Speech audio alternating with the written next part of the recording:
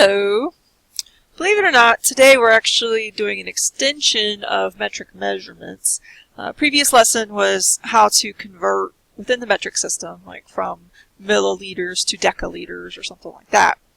But today we're going to be looking specifically at some volume quantities. 7.2 in the current textbook covers a lot more than what we're going to be doing, but you're only going to be needing to handle the volume quantities, comparing volume units like cubic centimeters and milliliters and things like that. So, let's see what we got here. For some reason it won't let me just go to the next slide there.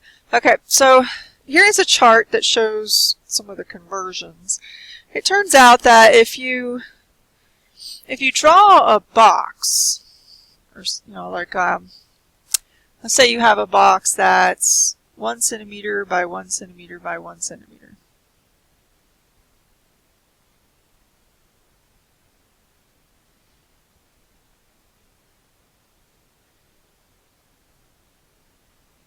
The volume of that box is going to be 1 cubic centimeter. Well, it turns out that the volume, or the amount that that box holds, is the same as, like, let's say you had one of those cylinders that held a milliliter of fluid. The volume of the milliliter here is the same as the volume of this box. That's 1 centimeter by 1 centimeter by 1 centimeter. So we have a way of taking solid volume and equating it to liquid volume when we're in the metric system. And some of you might have encountered this before. Like if any of you have been in the hospital, you might have heard of being given so many cc's of fluid. Well, cc's are cubic centimeters. So if, just making up a number, let's say you needed 10 cc's of something. That's the same as 10 milliliters. They're the same quantity volume-wise.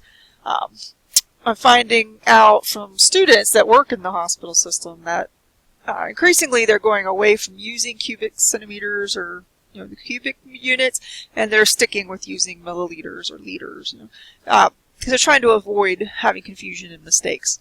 Because if you have too many measurements, different measurements being used, it increases your chances for confusion. So less and less will you hear anybody at hospitals referring to cc's.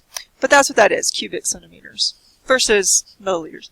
But notice a cubic centimeter is the same as a milliliter, a cubic decimeter is the same as a liter, and a cubic meter is the same as a kiloliter. Alright, so let's do a couple problems where we have to do some converting. There's the chart again for reference. You do want to know this chart. You want to be able to use this on a test without having the chart provided. Just to give you fair warning. Alright, let's say that you have 501 cubic centimeters of something. And you want to figure out, well, how many milliliters is that? Well, that's not so bad because 1 cubic centimeter is equal to 1 milliliter. So 501 cubic centimeters is the same as 501 milliliters. So nice direct correspondence there. Next question, though, is a little less direct. It says 435 cubic centimeters. And we want to figure out, well, how many liters is that? Well, the direct correspondence is between cubic centimeters and milliliters. So we know that 435 cubic centimeters is the same thing as 435 milliliters. So what we'll then have to do is take 435 milliliters and figure out, well, how many liters is that? On our chart, remember it went kilo, hecto, deca, units, deci, centi, milli. Remember that from our conversion chart from last lesson? So if we're going from milliliters to liters, we're going from M to unit. That's 1, 2, 3 hops to the left. So then our decimal on 435, which is understood to be on the end here on the right, needs to go 1, 2, 3 hops to the left also. So our answer is 0.435 liters.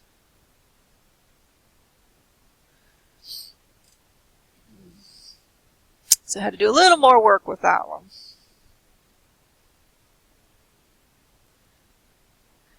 All right, next one. 263 kiloliters. Oops, sorry about that. I was thinking of the 3 already and started to write that instead of 2.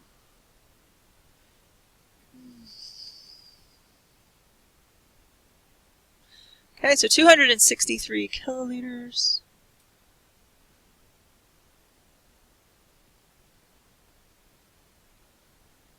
And we want to figure out how many cubic meters that is. Oh, this one's not so bad. If we look at our chart, a kiloliter and a cubic meter are the same quantity. Cubic meter is the volume like of a box that's 1 meter by 1 meter by 1 meter. A kiloliter is that liquid volume, like 1,000 liters. But they're 1-to-1 correspondence there. So 263 kiloliters is the same as 263 cubic meters. I'm going to do one more. 4.2 liters. And let's see how many cubic centimeters we're dealing with here. Okay, so it's the reverse order of what this problem involved.